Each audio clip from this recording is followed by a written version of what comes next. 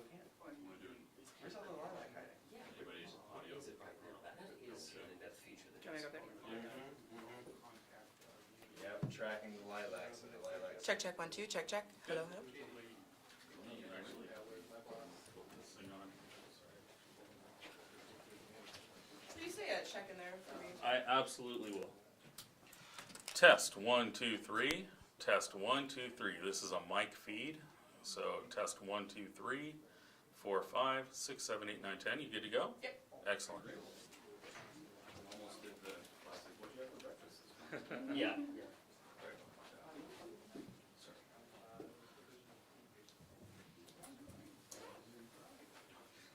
Dude, the Fall Out Boy version was playing in the car on the way here.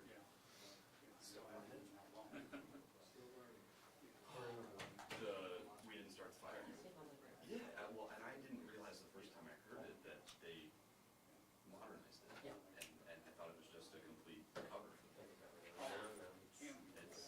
They got real life into it, and boy, how he did it hit. I'm sure. Yes. Boy, oh boy. Do you know who Carl signed you? I do not.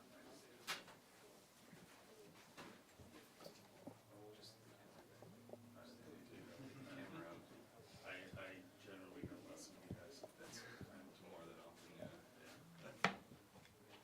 How's the new director onboarding going? He's right outside. You want to talk to him? Oh, It's the guy with the beard. It's his birthday. Oh, birthday. Right there. Actually, the blue plaque. Awesome. Happy birthday. My name is Emery. I'm disposed. You're the new director at the Sorry to interrupt. I thought you looked familiar. I was at KXLY and With the I was in sales at KXLY and it was a client, so Oh, gotcha. we had never met. Yeah. Worked with him on the Christmas advertising and he said, oh, I'm leaving. And so now I'm working with Right. whoever requests it. Sure. It's all good, it's all working out. How's onboarding going? That's good, it's a lot to learn. Sure. A lot to unpick, long companies. I hear that's up in the arms. Not as Working long as so they easy. were this week. I know. Or last week. It's been kind of a marathon at the place. That was good. So do you think of the afternoon trips? I do. Sure. I hear Doug in the morning. Learning everything. If I ever get a chance to hear you in the afternoon. Yeah, Yeah, I from love 4 to 7. Okay. 6 to 7 is all. Yeah, 4 to 7. So he does all things considered. 5-hour meetings. That's right. Oh, you do great. Is all things considered not in the 2 o'clock calendar, or is it 4? Well, that, you're listening to KSFC. That's the Yes, I East am. Coast I am KSFC. There you go. Yes, I am a KSFC fan. Yeah, we don't, because it's a second station, we have a very, very small staff. I record only like a weather break for and for promote for KSFC, but the live, that we put the muscle behind is like Yes, yes. and that's from 4 to 6. That makes sense. I love waking up to a morning edition and it's on point. On point is a great It's a good show. Yeah, I like it. Really good show. Right. Today they had a story on. It was very fascinating. Cool. Getting ready. I often do not get to hear it because that's about the time you get so. Yep. See the vote, 3 seconds. Oh, perfect. Perfect. Yeah. But yeah, I run programs from quite frequently. That was rough. Well, that sounds Right. interesting. Yeah, right. What's your shift then? If you, Oh, sure, 5-hour. 10:30 to 6:30. okay, yeah, it's about 10 to 7, give or take. Breaking or any number of things. Yeah, mine would be very. That's exactly right. Some people must have worked something like that. Whatever they are, exactly. Fortunately, we have a little bit more stability than that because we don't have a huge staff. We don't do a lot of radios and stuff. And so, it's just fortunate that today I was available to do this because both Doug and Rebecca they've got other commitments that are doing other things to I'm not doing anything now. Yeah, may as well. Yeah. Yeah. Well, that was important enough. Sure is, yeah, I mean, it's something that they've been talking anecdotally about for quite some time. Got any idea when this is going to be served? The inside scoop? Look at this. Oh, right. Sorry, we're waiting on that Councilmember Big He must be John here, so. Not quite yet. Waiting on. I'm so Oh, sorry. There he is. Oh. Man of the hour. Hey, how we doing? Come on, He's up there waiting on you. one more minute. 1 minute.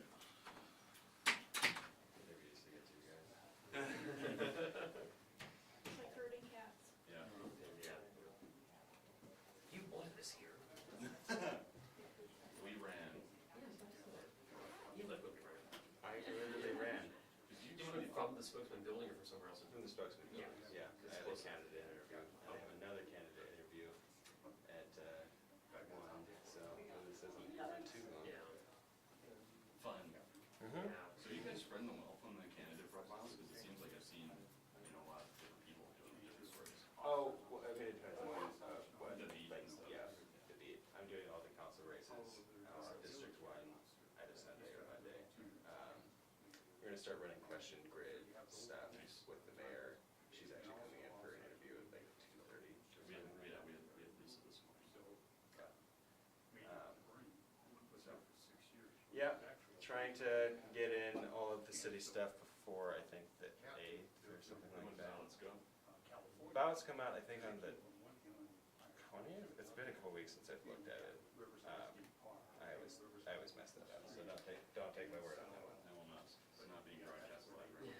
Mid-October. Yeah. It's still weird, this will be my 3rd election here, and I still can't get over the fact that there's no polling places. It's just so. That was a change for me too. Such a big change. Yeah, yeah. I mean, this is the only state that I've ever done voting in, so this is what I'm used to. But, I mean, yeah, you learn from TV. You Yeah. expect to have a little box. Yes. 2 months old today. Oh, no. Here we go. Gonna blame it on Councilmember Bingle That's right, and the my twins. fault, my fault, sorry. It's hard to stay on schedule when you've got, Impossible. toddler and Impossible. twins. Yes, impossible. So good, man. all right, well, sorry for the wait, but here we are. You let me know when you guys are all ready. I'm good. Thanks, okay. Everybody else? Good, all right, well, thanks for being with us today, to join us in a conversation about the city. We are joining, the city of Spokane is joining communities across the country, including Seattle and Tacoma, in petitioning the U.S. Supreme Court to review 2 cases that have significantly shaped how cities address homelessness up and down the West Coast. I am joined by Councilmember Jonathan Bingle. He has been very, very involved in our conversations about a regional homeless authority. Phil Altmeyer from the Union Gospel Mission, as you know, very closely has been following this, operates a shelter and with great outcomes and success, and also transitional housing programs. And then Captain Kane from the Salvation Army, relatively new to Spokane. He operates our Trent Resource and Assistance Center, the Way Out Transitional Housing Program, and other supportive programs for families and individuals. As you all know, homelessness is a very complex challenge. It requires a multitude of resources and approaches. One of those is emergency night-by-night shelters. The city of Spokane has invested very heavily in increasing capacity and service connection in our services. It has been successful. It's also very, very expensive. Transitional housing investments in programs have been also very successful. I will say, however, local law that's based on case law requires us to prioritize getting people indoors and connected to those services, and that oftentimes means that we reduce other resources available to get people through the system, and it does have barriers as opposed to the low barrier night-by-night emergency shelters. And then also permanent housing. We have been building capacity, and we've gotten great success when units become available. This does require the greatest investment, and it also has some barriers. So we are petitioning the U.S. Supreme Court because we believe that we have to remove limitations on our ability to address the homeless crisis as cities. Spokane has now joined the petition asking the U.S. Supreme Court to review Martin versus Boise and Johnson versus Grants Pass. More than a dozen cities and counties and also national associations have joined us in this effort. There is a reasonable request that we're making of this. It's critically important to our future. Homelessness has spiked nationwide in the last 15 years. And just the state of Washington, it's gone up nearly 41%. Washington now has the 4th largest percentage of homeless population behind California, New York, and Florida, and 1/3 of the nation's homeless now reside in the 9th Circuit. So we believe that something needs to be done. Local jurisdictions need to have more control about how we address homelessness. And we are right now having to spend more of our resources than we really want on those night-by-night emergency low-barrier shelters. We need to be able to invest in other resources that we know move people out of homelessness. So I'm going to ask Councilmember Bingle now to talk about why it's important that we join this effort along with Phil and then Captain Kane, and then we'll take questions after that. All right. Thank you, Mayor. I appreciate your leadership and your staff's leadership on this issue. One of the things that we know is that we have a significant population of homeless individuals in the city of Spokane, and we want to be able to provide as much housing and help as possible. One of the difficulties that we run into is that to provide the services that are essentially mandated on the city of Spokane requires a lot of resources that we don't always have. For me, the reason why this is important is because it does help cities like Spokane and Seattle and Tacoma shape their homeless response based on their communities, and restoring that local control, I think, is really important. Because we do have different challenges than Seattle and Tacoma and Boise.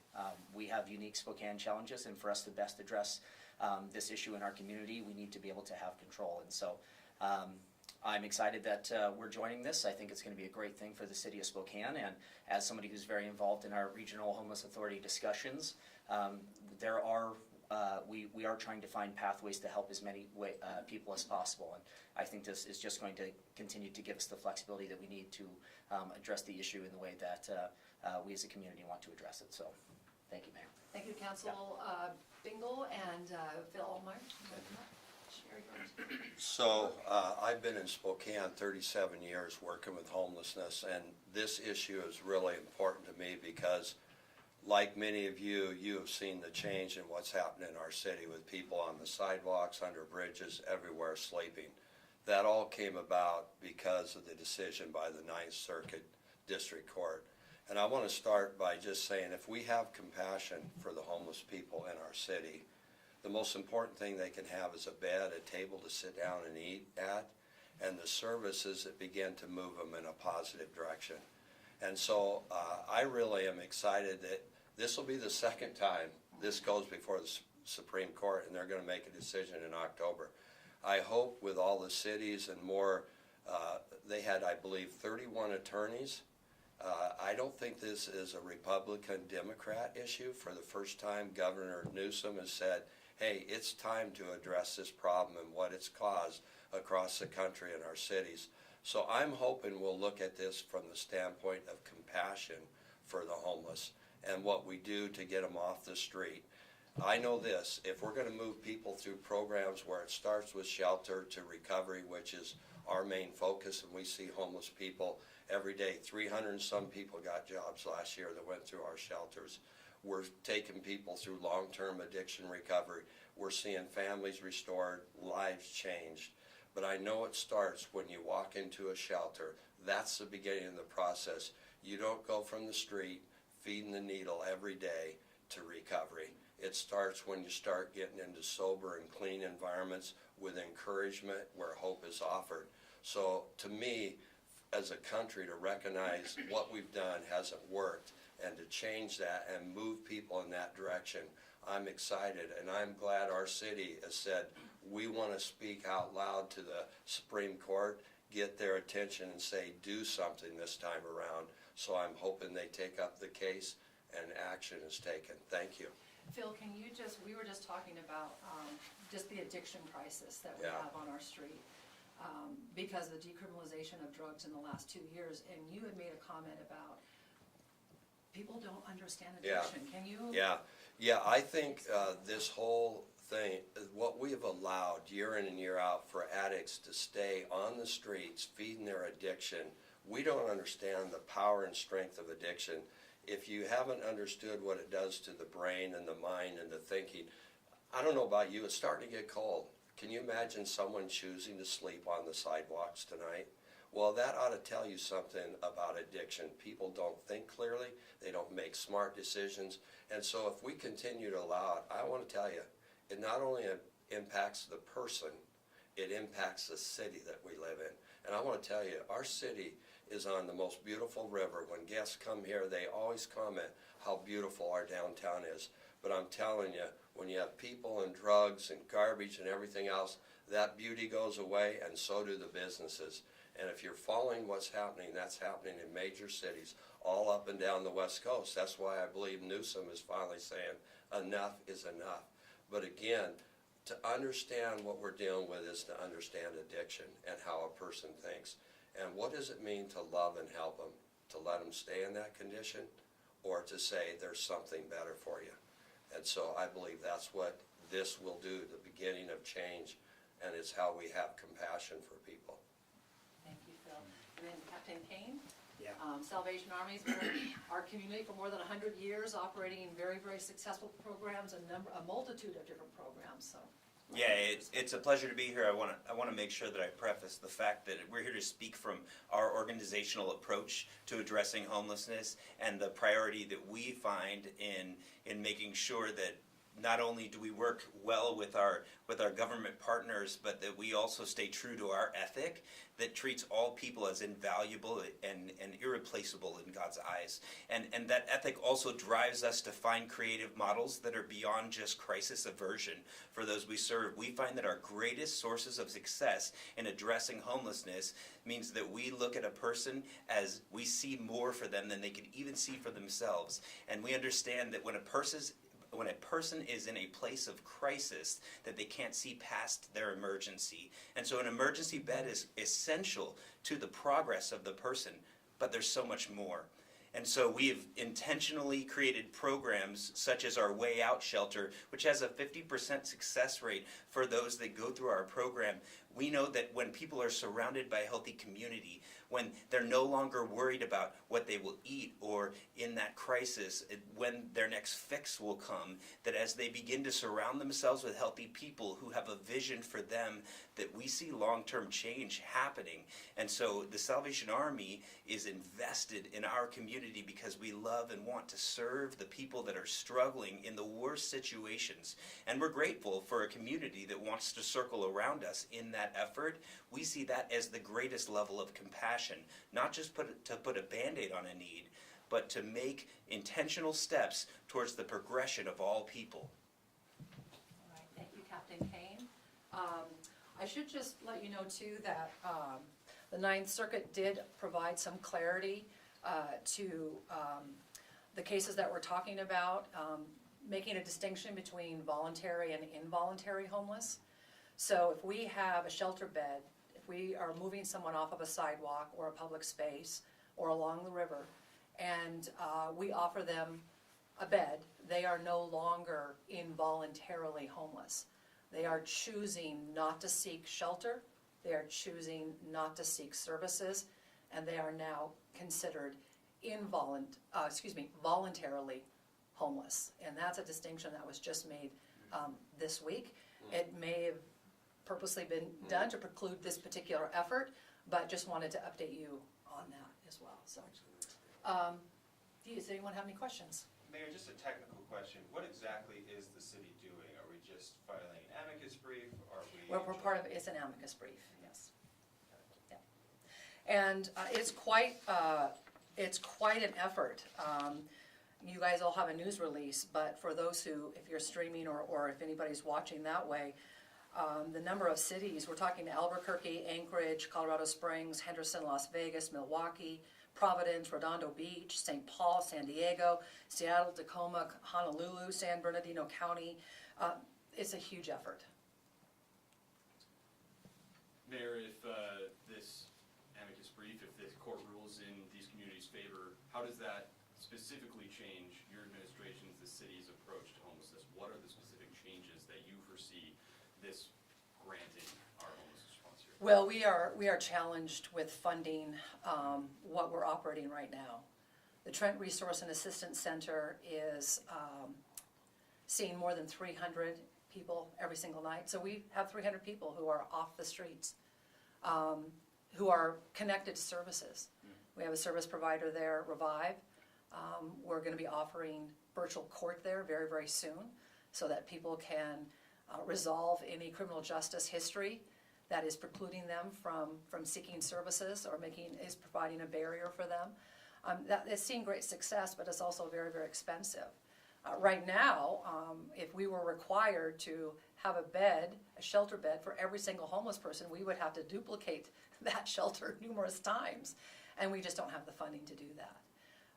So this would give us the opportunity to spend monies on transitional programs and other options that really are probably more successful than just your night-by-night emergency shelter low barriers. We can strategically invest in programs that are seeing much better outcomes. But would the focus completely change on the night by night? Would it still be? Oh yeah, that's part of the full system.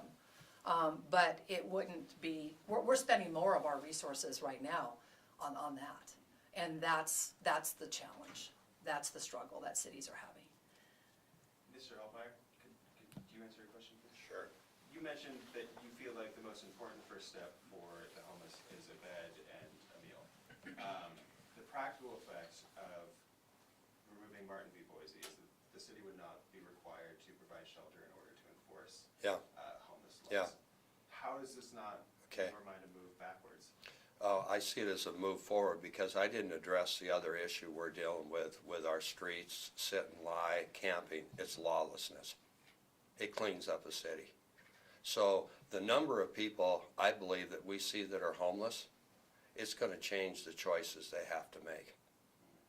And so from that standpoint, I see this being positive. Either people are going to move in the direction to get the help they need, but they won't be allowed to continue in their addiction, sit and lie, laying on our streets, using drugs day in and day out.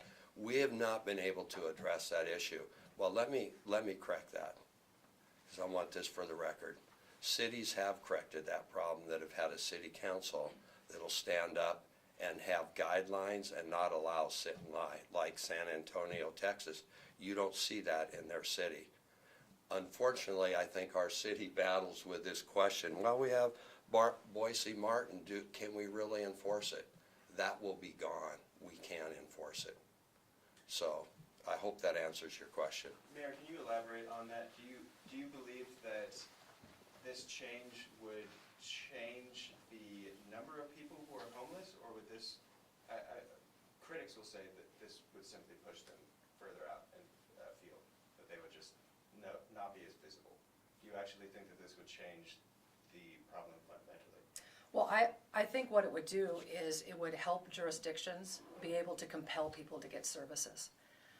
Because right now, I just don't think there are enough tough boundaries or guardrails to get them into services. And what Phil just described that we see in parks and on the streets, in public spaces, are people who are addicted, who don't want to go to shelters. And what I hear from neighbors, people in the community, mothers who can't take their children to the park because of all the needles and the drug activity, people who complain about not being able to use public spaces because they're not safe. This balances out this challenge that we have of getting people connected to resources.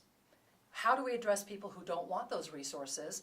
And how do we keep our cities and communities safe? We have a right to have a safe city.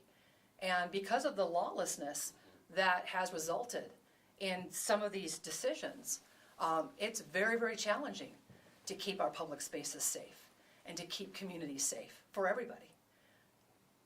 Can I add this? And I think this is important. We don't receive government funds, okay? But what I see happening with people because of the lawlessness that's associated with homelessness and what we see in our city, people are losing their compassion to help. And the people that walk through our doors are coming to a safe, clean, sober. They want help. They want life change, and that's why we see the results through our recovery programs and what we see happen. So my concern is a bigger picture, that a lot of times we put everyone that's lawless in this same bucket, and we see them all the same. There are legitimate reasons people are homeless. But again, my concern is people lose the compassion because of the damage, the cost of homelessness, and what we're seeing with our city literally being destroyed in some ways. So to me, I have a real energy about this, because I see it hurting the homeless themselves, what we've allowed. Because that's not a picture of everyone that's homeless, what we see on the street. So I just wanted to share that, and why I'm so passionate about this as well. It's affecting those that maybe their story's different and they want something different. Do we currently have sufficient police resources to enforce this? Well, we never have enough police resources, and we're always working on that as well. But we have seen a huge impact on the emphasis at Second and Division in the last couple of weeks. That has been a challenging spot for many, many years. The concentration of formerly chronically homeless and those who are chronically homeless on the streets has had an incredible impact on our main gateway into our city, to the businesses that operate there, to the people who frequent those businesses, employers who employ people there. We need to be able to, I wish we had more resources to be able to enforce. But this is going to be a good next first step, so that we have more guardrails to get people help. What's the alternative here if you just said that some of these people don't want help, they don't want to go to shelters, they don't want resources, but if these are enforced, what's the alternative there for those people who just flat out don't want services? Well, they can't just live on the street anymore. They can't just occupy public spaces and create dangerous environments for our families and the people who live in our city. Currently, there's, of course, Proposition 1 that would expand, even within the scope of Martin v. Boise, what can be enforced regardless of shelter beds. But that would not affect current penalties, which are cite and release, not, the city law dictates that you're not supposed to get booked into jail for violating these laws. Do you think that should be changed? Is cite and release sufficient? Even if Martin v. Boise is overturned, that would still be the... I think it's still a tool. We have to have all the tools that we can possibly have to keep our community safe. I think we will continue to exercise the tools that we have. But this will certainly be a game changer for local jurisdictions. And I think it's really important that we are part of this effort. Would you advocate for stronger penalties? We'll look at that. We'll actually look at that. Right now, we don't have capacity, even for some of the things that we can enforce, especially at the city level when it comes to misdemeanors. So there is no capacity right now in the jail for misdemeanors. It's just for felons. And we're having conversations about how we create more capacity, because we do have to have consequences for people who are breaking the law. And they know right now that we don't have capacity, even if they're arrested, charged, and booked. So there has to be consequences. I've said this before, and I'll say it again, we have to make crime illegal again. So a question for Councilman Dingle. If this challenge is approved, Martin v. Boise, the scope of it is kind of diminished. From your perspective, all the conversations you've been having with the Regional Homeless Authority, how would that impact things from that perspective? Are those conversations ongoing right now on saying, hey, this is a possibility, we're joining in on this might impact this, so on and so forth? Yeah, I think that what this will allow us to do as we're building the Regional Homeless Authority is it'll help us to be more effective, because what we're wanting to do is help people who are interested in taking that step forward in moving on from homelessness. There's a variety of reasons why people are homeless, and there's no shortage of compassion for individuals in this city if you are looking to get out of that, if you are looking to exit that space. It will also help us, as Phil was talking earlier, it will help us help the people who really want the help much better. And if you are interested in having the taxpayers fund, an addiction lifestyle where everything is taken care of for you. I think it's time for us as a city to make a strong statement that that's unacceptable in the city of Spokane. If you're looking for help and you're wanting to exit, we will absolutely help you. We will get you all the services and all the help that you need. So I think this helps us be more effective helping those who are looking to exit. So. Any concerns that the Supreme Court could turn the other direction and make this law of the land for the entire country? I don't. We're just very happy to be able to, I think, put forward even a better case for our cities before the U.S. Supreme Court, because this was passed in 2018, and we've been living with this for quite a while. It hasn't worked. I mean, just look at the statistics. It just hasn't worked. We've got to do something different. You know, we always say the definition of insanity is doing the same thing, expecting different results. We're spending more, and the issue is getting worse. The challenge is getting worse. Is there a backup plan in place in case the Supreme Court doesn't overturn these decisions? Can the city find funding somewhere for more shelter beds? Well, that's one of the biggest challenges, is that the funding that we do have to address homelessness is not sustainable. There's state and federal grants. So, I mean, we're always advocating at the state level to help us fund this challenge. They have stepped up, lawmakers, to some degree, with the right-of-way initiative funding that is used to move people out of encampments into housing. We didn't see much success with that at Camp Hope. $25 million spent, and very, very few people permanently housed. So we needed a better approach. All right, thank you, everybody. Appreciate it. Thank you, Mary.